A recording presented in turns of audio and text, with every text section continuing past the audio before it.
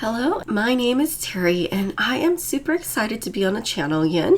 I am sharing a shaker slimline card that I created using the Frostbite Cafe stamp and die set. And I do want to apologize for my voice. I have been feeling a little bit under the weather, but I wanted to make sure to get this video out for you guys. Okay, so let's get started. So here is a close-up look at the stamp set that I will be using today. This one again is called Frostbite Cafe. And I went ahead and stamped out all the images onto a white colored cardstock. Well, this cardstock is alcohol friendly as well because I do plan on using my alcohol marker. And I'm stamping it down with an alcohol marker friendly black ink. And the ink that I like using here, this one is Memento Tuxedo Black ink. I like this ink because it dries very fast and it doesn't smudge when I'm using my alcohol marker. So I did have to stamp this a few times just to make sure I got a good impression. After all the images were stamped out, it is now time for coloring. I am using my Copic markers today, but you can pretty much use any coloring medium that you have on hand. If you're not into the coloring part, I will leave a time down below so you can go ahead and forward it to that time. But if you are, I will go ahead and play some music and speed up the coloring process just a little bit. So sit back and enjoy.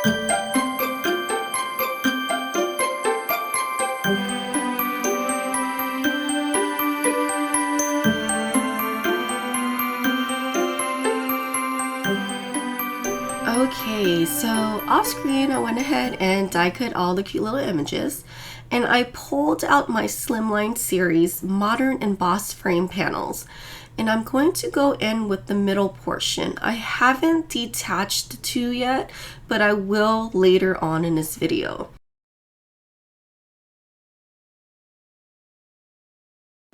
Okay, so I am going to die cut this portion out of a cream colored cardstock.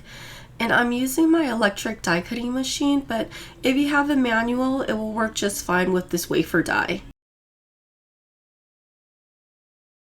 And here is how it looks right after die cutting.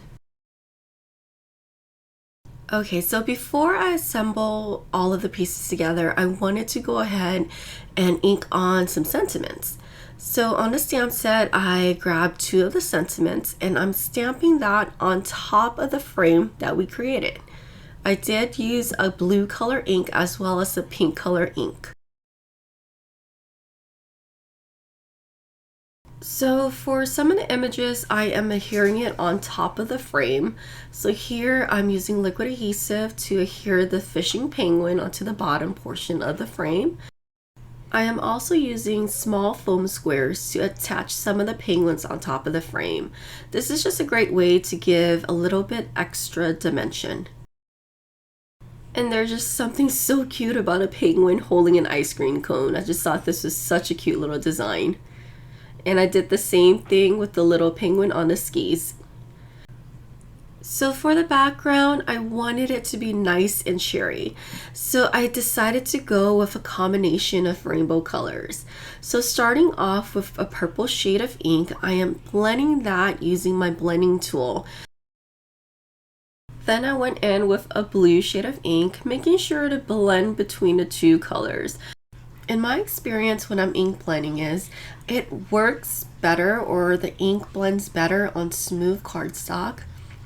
And when you're blending the colors together, just make sure to go back and forth between the colors. So like with the purple and the blue, you start off with the purple and then you go in with the blue, but then you go back to the purple and make sure that the lines are kind of blended out.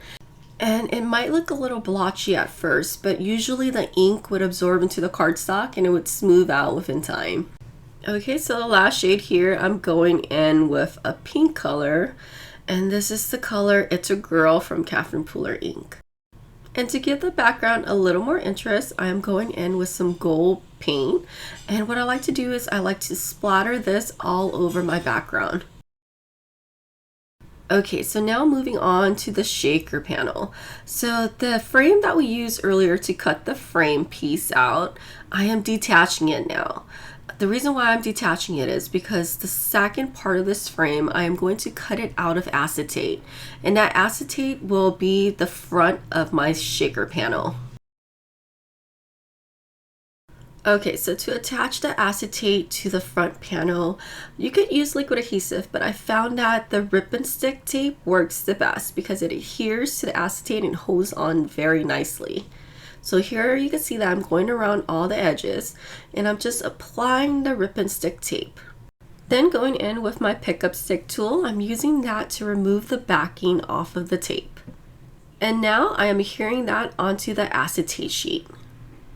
And this is the front of our shaker panel.